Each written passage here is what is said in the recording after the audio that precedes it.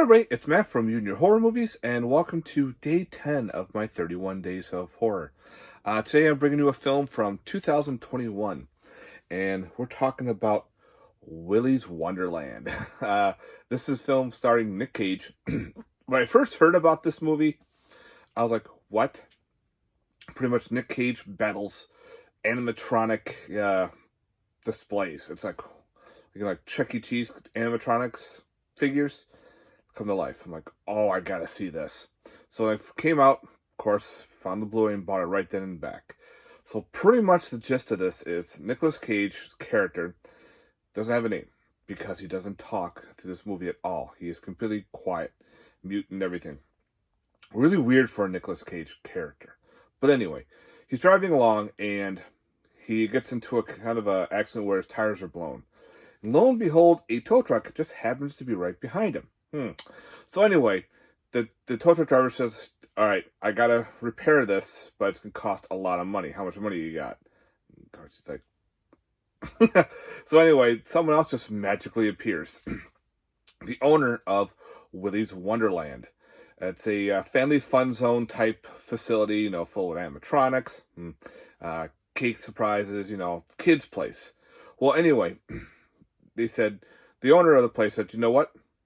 If you clean up my Willy's Wonderland, make it all nice and clean, ready to go, so I can reopen, I'll pay for everything and you get your car back on the road and good as new.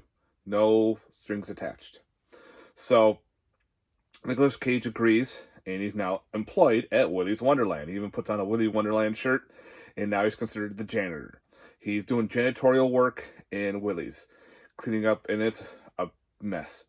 Yeah, cleaning up all the toilets, cleaning up the sinks, everything. So during that night, he's got to pretty much spend the whole night to do it.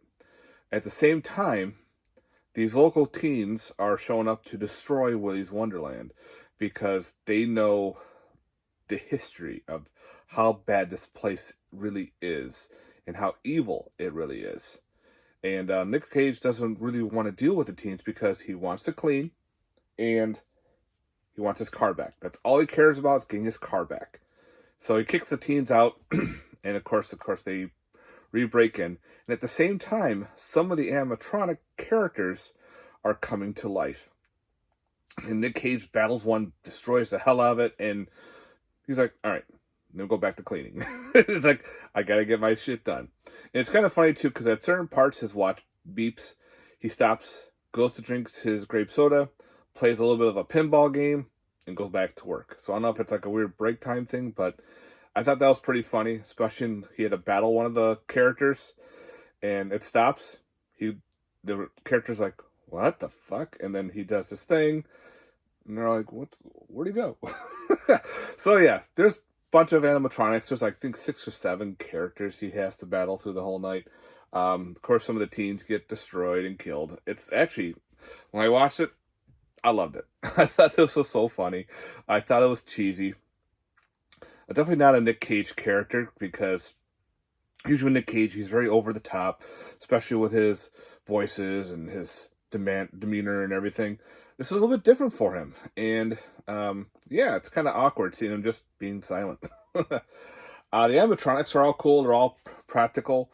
And there's actually a special feature on here where it's like a making of, and they have like green screens with the animatronics heads and everything.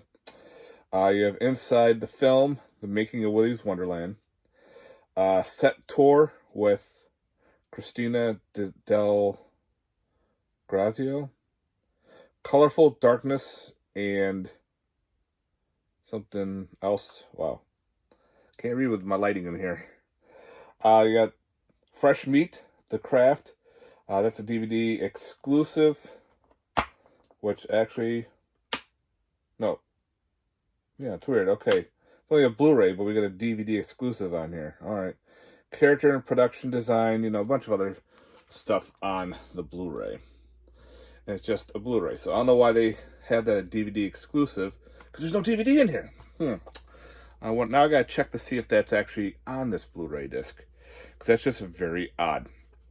But anyway, the battles are pretty funny. Some of the characters neat. I love the background when they show and tell you why these animatronics are coming to life.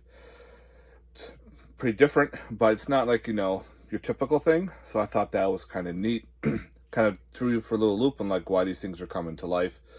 And yeah, it's got a good body count, got some good gore. So I definitely recommend Willy's Wonderland. The theme song is very addicting. I love the theme song.